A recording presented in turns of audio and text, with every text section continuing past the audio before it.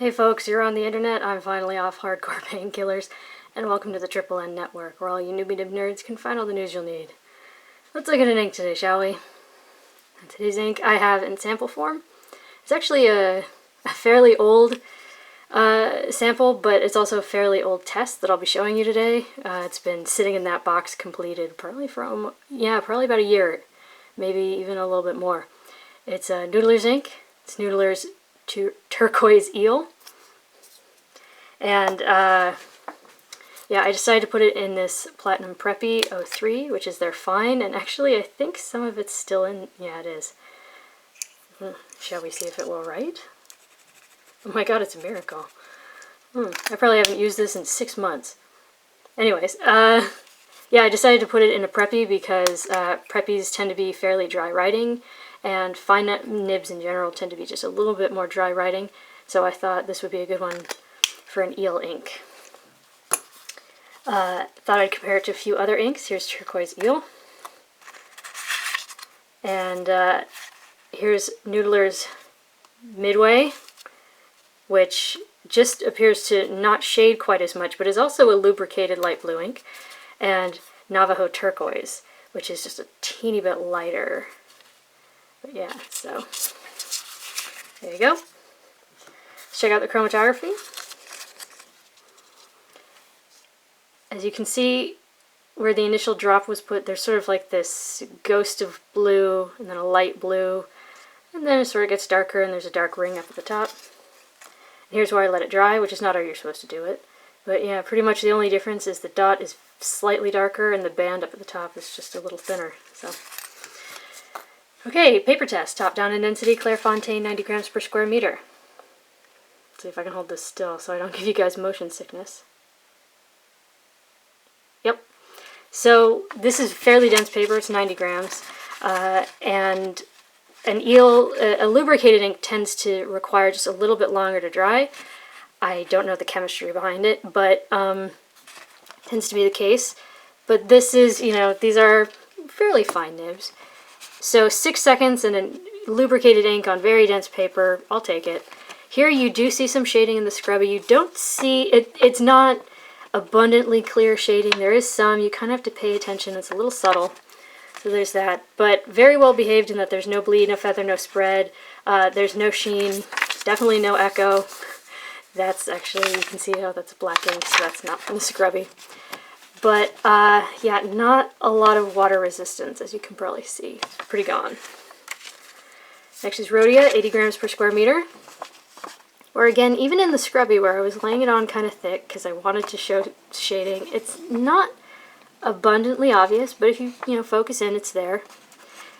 This paper is nearly as dense. It's also got a ceramic coating in the pressing process, but even still, 5 seconds to dry, which I will definitely take.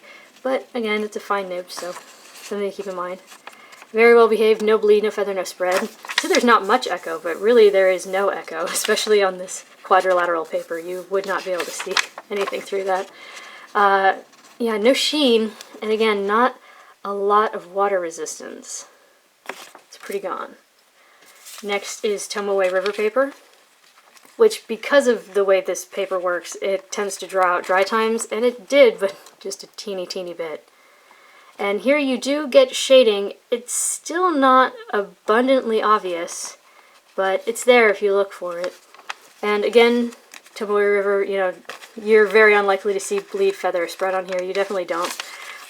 This is a fairly light ink, or, it's a light blue, so it depends on how sensitive you are to echo, so that's always sort of to taste.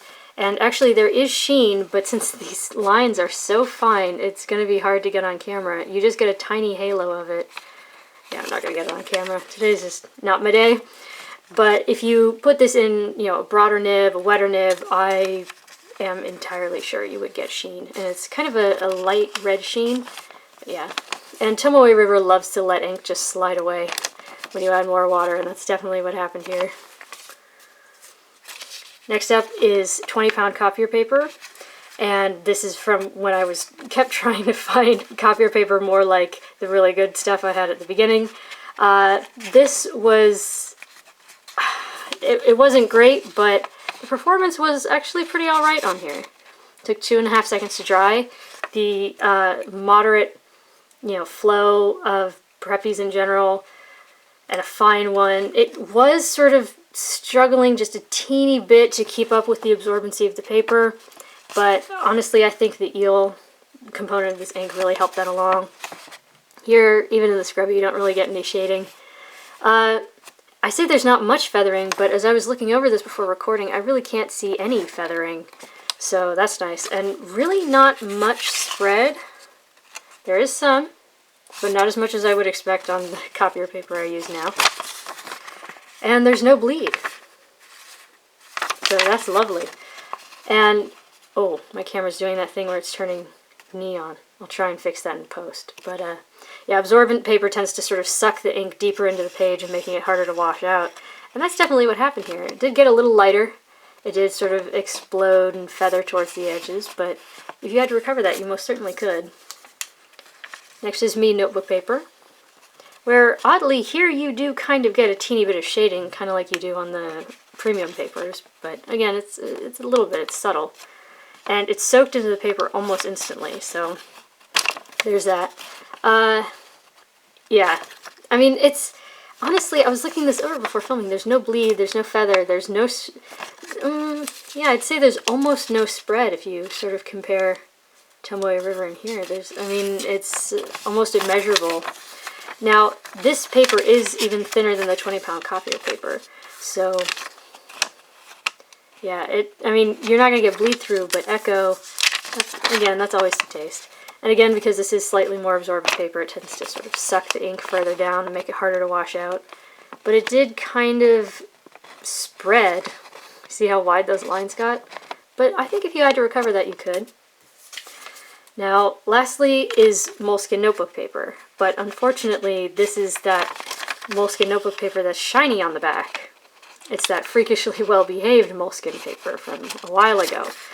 So I cannot guarantee these results on, more modern Moleskin paper, but here it took 5 seconds to dry, and here's where I was venting my frustration. And here there's really not any bleed, feather, or spread. Actually there is, if you look at the K-ing quickly.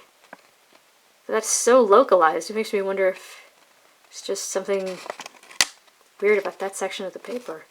But yeah, so here it did freakishly well. I can't guarantee it. But yeah, water test, it's extremely light. The camera making it go neon is actually making it appear slightly darker. But yeah, so I wish all Moleskin paper was this well behaved. But yeah, so, wrong one. There's Noodler's Turquoise Eel. As you can probably tell, I have a bottle of Midway Blue, and they're very similar, and I actually also have Private Reserve Tropical Blue, which is also very similar. So, I'm not surprised that this kind of got forgotten in a Preppy for about a year, but the fact that it still writes, because again, I mean, fine nibs tend to be kind of dry, Preppies tend to be kind of dry, and to just be sitting with ink in it for a year and then it just starts up, that's gotta say something. So, for your consideration from the Triple N Network, if you like the video, please give it a thumbs up. If you'd like to see more, please subscribe to the channel, and thanks for watching. Bye.